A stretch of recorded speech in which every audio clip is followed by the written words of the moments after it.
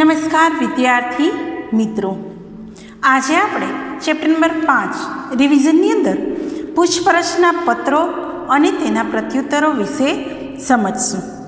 આ અગાઉ આપણે જોઈ ગયા કે પૂછપરછના પત્રોની અંદર કઈ કઈ બાબતો ધ્યાનમાં રાખવી જોઈએ. આજે રિવિઝનના ભાગરૂપે આપણે ફરીથી જોઈએ પૂછપરછ. પૂછપરછ એટલે કે ઇન્ક્વાયરી.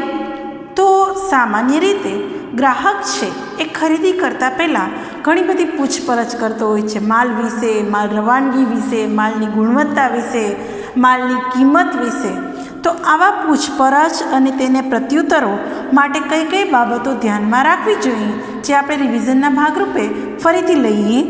તો પૂછપરછના પત્રો લખવા માટે ધ્યાનમાં રાખવા લાયક બાબતો. સૌથી પહેલી બાબત છે પૂછપરછની પત્રની શરૂઆતમાં પત્ર લખનાર પોતાના વેપારી પેઢી તરીકેનો પરિચય આપે છે. એટલે કે પોતાની વેપારી પેઢીનું નામ, કઈ જગ્યાએ આવેલી છે, પોતાની પેઢીનો પરિચય આપે છે. બીજું છે પૂછપરછના પત્રનું અનુસંધાન. એટલે કે તે પત્રના જાહેરાતના અનુસંધાનમાં વેપારીની ડિરેક્ટરી વિગતના આધારે કે કોઈ ભલામણના આધારે લખાયો છે તેવું દર્શાવે છે. જાહેરાતના અનુસંધાનમાં લખ્યો હોય પત્ર, અથવા તો કોઈ વેપારી પાસેથી નંબર મેળવી અને એ રીતે લખાયેલો હોય તો તે ભલામણના આધારે લખાયો હોય તો તે દર્શાવે છે. ત્યારબાદ છે પૂછપરછ કરવાના ઉદ્દેશની સ્પષ્ટતા કરવી જોઈએ.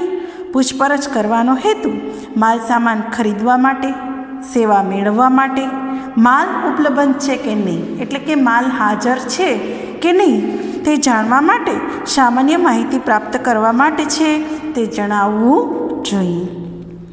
ત્યારબાદ છે જે વસ્તુ તમારે મંગાવી હોય તેનું વિગતવાર સ્પષ્ટ વર્ણન કરવું જોઈએ.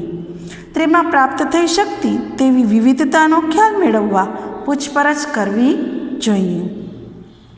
ભાવપત્રક એટલે કે પ્રાઇસ લિસ્ટ, સૂચિપત્રક એટલે કે કેટલોગ, ભાવતાલ અને શરતો દર્શાવતું પત્રક જેને કહેવાય કોટેશન એ મોકલવા માટે વિનંતી કરવી જોઈએ.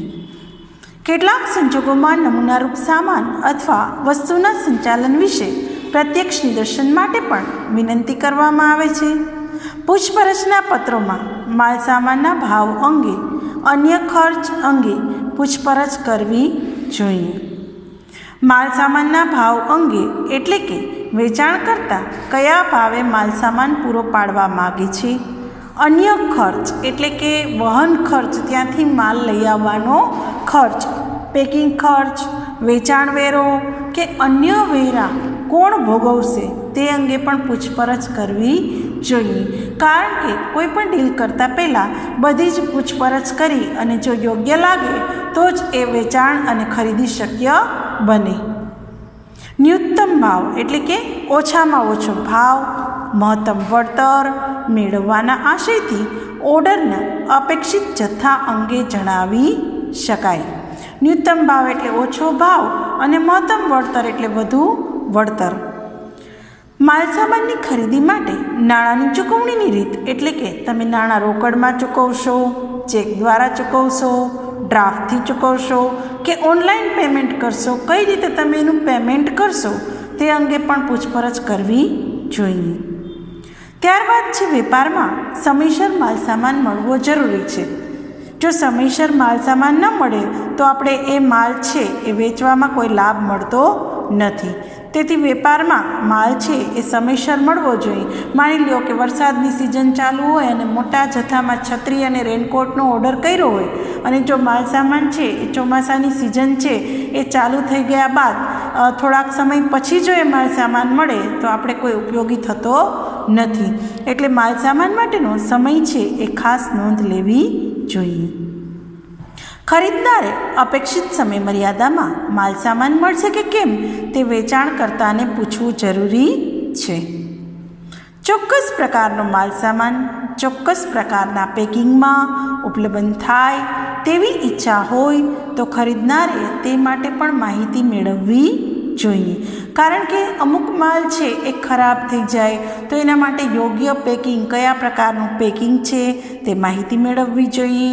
પત્રના અંતભાગમાં વેચાણકર્તા ખાતરી આપે છે કે જો ભાવતાલ અને વેપારની શરતો અનુકૂળ હશે તો જ અમે ભવિષ્યમાં મોટા ઓર્ડર આપશું.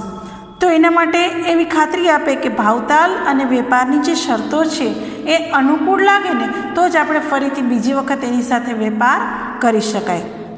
પત્રના અંતભાગમાં વેચાણકર્તા ખાતરી પણ આપે અને માલસામાનની જથ્થાબંધ ખરીદી માટે પૂછપરછના પત્રો, ઓર્ડર, માલસામાન વહન માટે તેમજ જરૂરી સમયગાળા વિશે વિચારી અગાઉથી જ પત્ર છે એ લખાવા જોઈએ.